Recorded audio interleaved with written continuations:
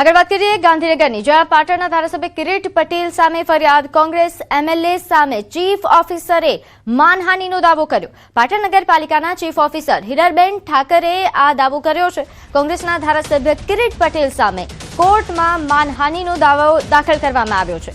નવા બસ સ્ટેશનની BU permission મુદ્દે જિલ્લા સંકલન સમિતિમાં ધારાસભ્યએ ભ્રષ્ટાચારના ગંભીર આક્ષેપો કર્યા બાદ વિવાદ કોર્ટ સુધી પહોંચ્યો હતો. સરકારી અધિકારી અને ચૂંટાયેલા જનપ્રતિનિધિ વચ્ચેનો આ કાનૂની જંગ હવે પાટણના રાજકારણમાં ભારે ચર્ચાનો વિષય બન્યો છે. તો હાલ પાટણના એમએલએ કિરીટ પટેલ સામે જે આ ફરિયાદ નોંધાઈ છે, નોંધે છે કે થોડા સમય પહેલા તેમણે જે ભ્રષ્ટાચારના ગંભીર આક્ષેપો અધિકારી સામે કર્યા હતા તેને લઈને આ ફરિયાદ દાખલ કરવામાં આવી છે. સરકારી અધિકારી અને ચૂંટાયેલા જનપ્રતિનિધિ વચ્ચેનો હાલ આજે કાનૂની જંગની શરૂઆત થઈ છે તે ખૂબ જ ચર્ચાનો વિષય બન્યો છે. ધારાસભ્યએ ભ્રષ્ટાચારના ગંભીર આક્ષેપો કર્યા બાદ વિવાદ કોર્ટ સુધી પહોંચ્યો છે. નોંધે છે કે જિલ્લા સંકલનની સમિતિમાં બીયુ પરમિશન મુદ્દે નવા બસ સ્ટેશનની જે પીયુ પરમિશન છે તેને લઈને ધારાસભ્ય દ્વારા આક્ષેપો કરવામાં આવ્યા હતા, જેને લઈને આ જે હિરલબેન ઠાકર ચીફ ઓફિસર તેમણે દાવો કર્યો છે. વધુ વિગત સાથે મારી સાથે સંવાદદાતા ગીતા જોડાઈ ગયા છે. ગીતા, એક તરફ સરકારી અધિકારી, બીજી તરફ જનપ્રતિનિધિ, આ વચ્ચેનો જે કાનૂની જંગની શરૂઆત થઈ છે, વિગતે માહિતી આપશો. હજી પાટણના રાજકારણમાં હવે રાજકીય આક્ષેપો કોર્ટના દરવાજા સુધી પહોંચી ગયા છે. પાટણ નગરપાલિકાના ચીફ ઓફિસર હિરલબેન ઠાકરે કોંગ્રેસના ધારાસભ્ય કિરીટ પટેલ સામે માનહાનિનો દાવો દાખલ કરતા સમગ્ર મામલો ચર્ચાના કેન્દ્રમાં આવ્યો છે.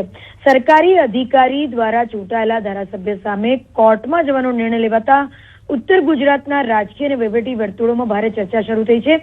આ વિવાદનું મૂળ પાટણના નવા બસ સ્ટેશનને આપવામાં આવેલી બિલ્ડિંગની જે બીયુ પરમિશન સાથે જોડાયેલું હોવાનું સામે આવ્યું છે.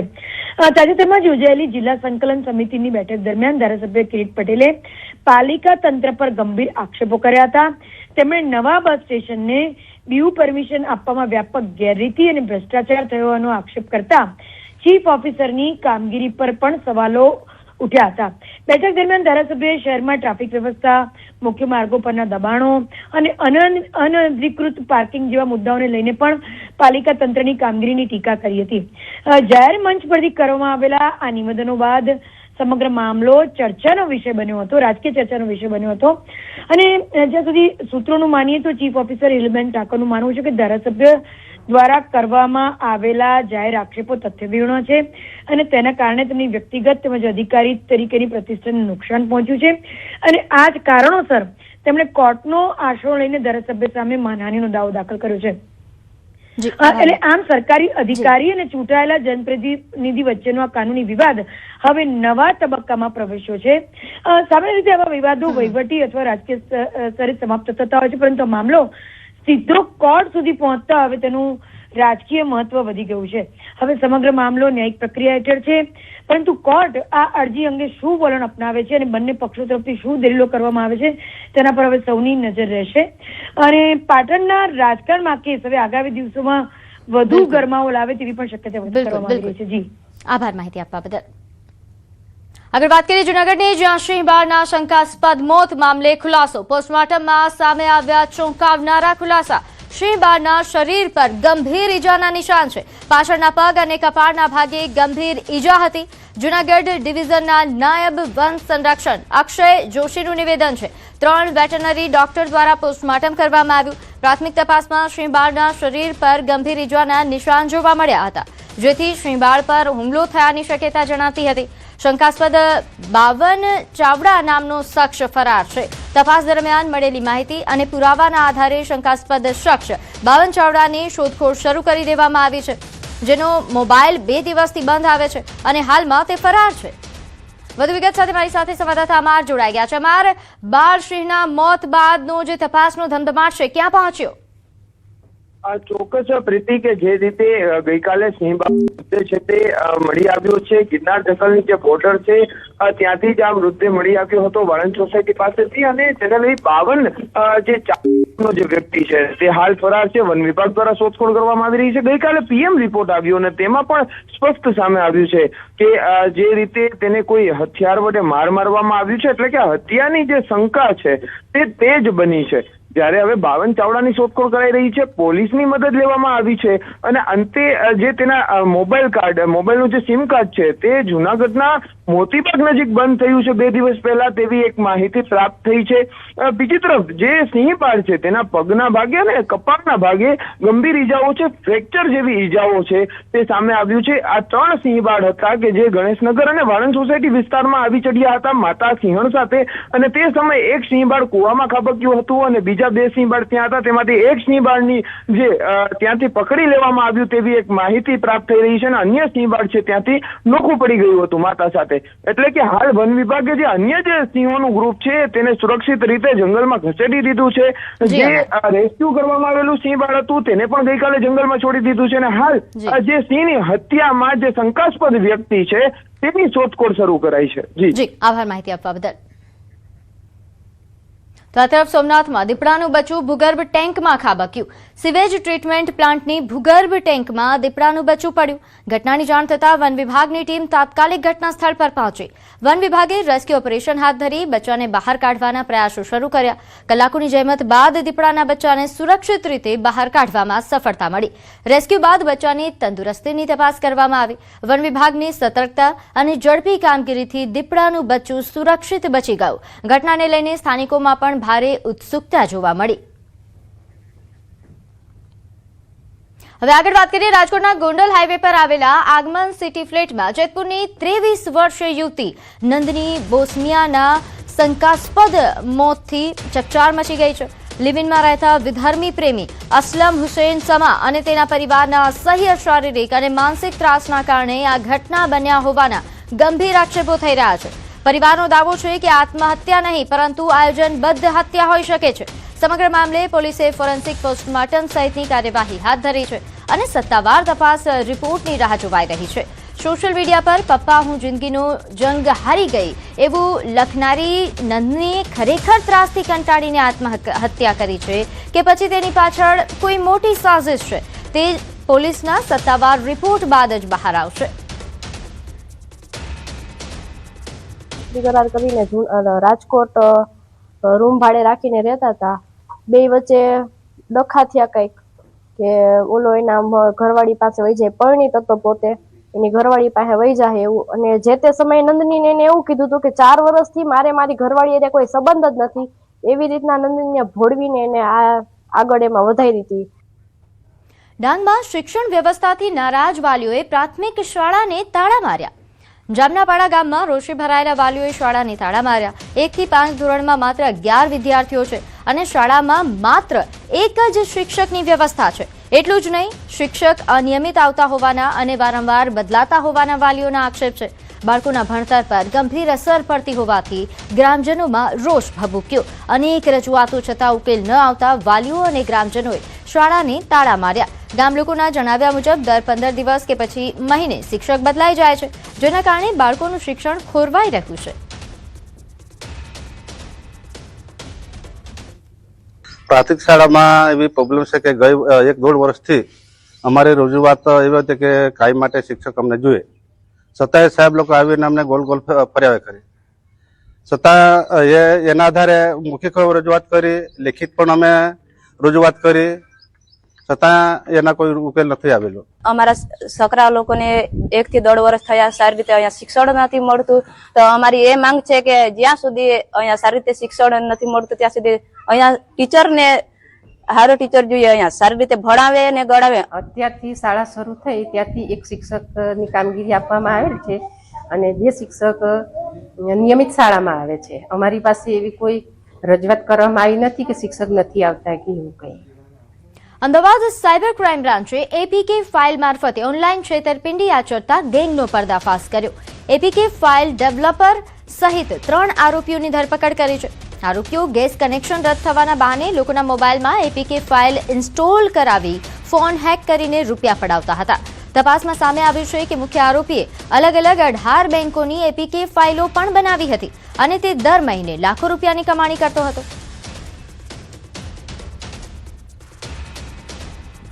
જે મુખ્ય આરોપી છે, જે એપીકે ડેવલપર છે, એને અમે પકડી પાડ્યા છે. એની સાથે સાથે અમે 2 અન્ય આરોપીઓને પણ પકડ્યા છે. જે આ ત્રણેય આરોપી ઝારખંડના જામતારા બેલ્ટથી છે. આખું એપીકે ફ્રોડનું અમે પર્દાફાશ કર્યું છે સાયબર ક્રાઇમ બ્રાન્ચમાં. અહીંયા અમરેલી જિલ્લામાં સિંહોના હુમલાની ઘટનાઓ સતત વધી રહી છે. ખાંભા તાલુકાના ચતુરી ગામે દાદાની આંગળી પકડીને જઈ રહેલા 5 વર્ષના બાળકને સિંહણ ઉઠાવી જતા મોત નીપજ્યું. છેલ્લા 1 મહિનામાં સિંહના હુમલાની આ ત્રીજી ઘટના છે, જેના કારણે ગ્રામજનોમાં ભય અને રોષનો માહોલ જોવા મળી રહ્યો છે. વધતા માનવ સિંહ સંઘર્ષ વચ્ચે વન વિભાગે વધુ સાવચેતી રાખવાની અપીલ કરી છે, તો બીજી તરફ વાઇલ્ડલાઇફ એક્સપર્ટ મનીષ વૈદ્યએ વધારાની સાવચેતીની અપીલ કરી.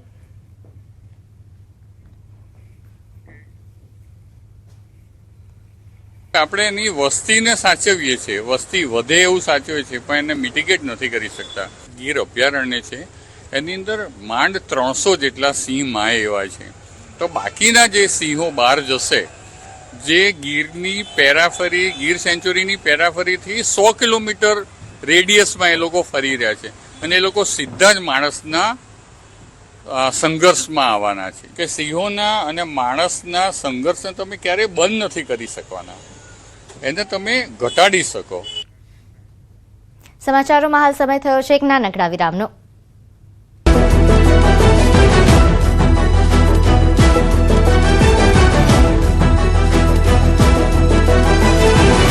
ગુજરાતમાં ચોમાસાની ધમાકેદાર એન્ટ્રી, હવે ધમધોકાર પડશે વરસાદ. અંદાજે 10 દિવસથી વધુ સમય સુધી રાહ જોવડાવ્યા બાદ અંતે ગુજરાતમાં ચોમાસાના રૂમઝૂમ કરતા એન્ટ્રીના દ્રશ્યો જુઓ. મુંબઈમાં બગડાટી બોલાવ્યા બાદ દક્ષિણ ગુજરાતથી ચોમાસાના શ્રી ગણેશ થયા છે. ચોમાસા એવી છલાંગ મારી કે સીધું 8 જિલ્લામાં પહોંચી ગયું. આ સાથે ગુજરાતના ધરતીપુત્રોની આતુરતાનો અંત આવી ગયો છે. જેની દિવસ રાત રાહ જોઈ રહ્યા હતા તે નૈઋત્યનું ચોમાસું ગુજરાતમાં વિધિવત રીતે મંગલ પધરામણી કરી જતા હાશકારો થયો છે.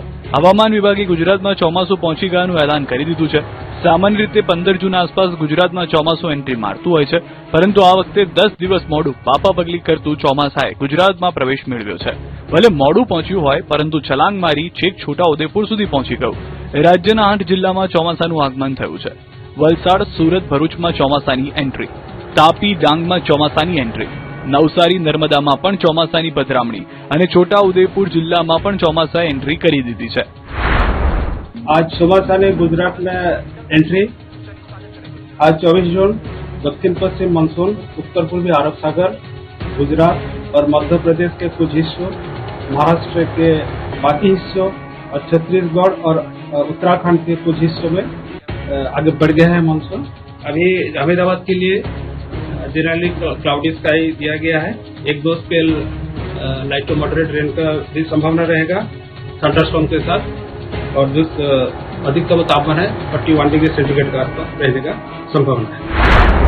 બીજી તરફ હવામાન વિભાગે આગામી 6 દિવસ ભૂક્કા બોલાવી દે તેવા વરસાદની આગાહી કરી છે. 3 સિસ્ટમ 6 દિવસ ગુજરાતને ધમરોળશે.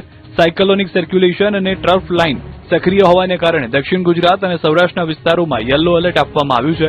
ખાસ કરીને દક્ષિણ ગુજરાતના સુરત, તાપી, નવસારી, વલસાડ, ડાંગ અને દમણ દાદરા નગર હવેલી તેમજ સૌરાષ્ટ્રના અમરેલી અને ભાવનગર જિલ્લામાં ભારે વરસાદની સંભાવના છે.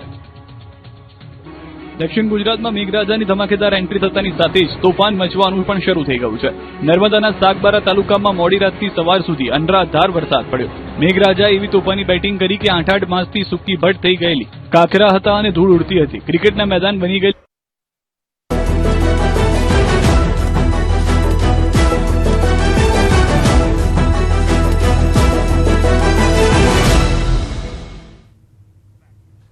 વિરામ બાદ આપનું સ્વાગત છે. આગળ વાત કરીએ અમદાવાદમાં રથયાત્રા અને તાજિયા પહેલા Ahmedabad municipal corporation alert mode પર જોવા મળી રહી છે. રૂટ પરના ભયજનક મકાનો પર ચેતવણી તેમજ નોટિસ લગાવાઈ છે. જોખમી તેમજ જર્જરિત મકાનો સામે એએમસીની ખાસ કાર્યવાહી. યાત્રાળુઓની સુરક્ષા તેમજ પ્રવેશ દ્વારે જાહેર ચેતવણી બોર્ડ પણ લગાવવામાં આવ્યા છે. રથયાત્રા રૂટ પર એએમસી દ્વારા મકાનોનું નિરીક્ષણ પણ શરૂ કરી દેવામાં આવ્યું છે. મોટી જનમેદનીને ધ્યાનમાં રાખીને પૂર્વ સાવચેતીના પગલાં ભયજનક મકાનો પાસેથી સાવચેત રહેવા માટે એએમસીની અપીલ પણ છે. રથયાત્રા અને તાજિયા પહેલા સુરક્ષાને પ્રથમ પ્રાથમિકતા તેવું એએમસીનું જે હાલ છે તે જાહેરાત પણ કરવામાં આવી છે.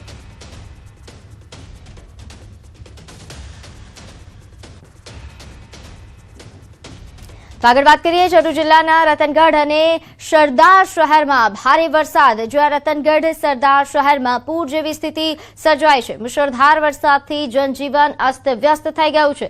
રતનગઢમાં આશરે પોણા કલાક સુધી વરસાદ ખાબક્યો.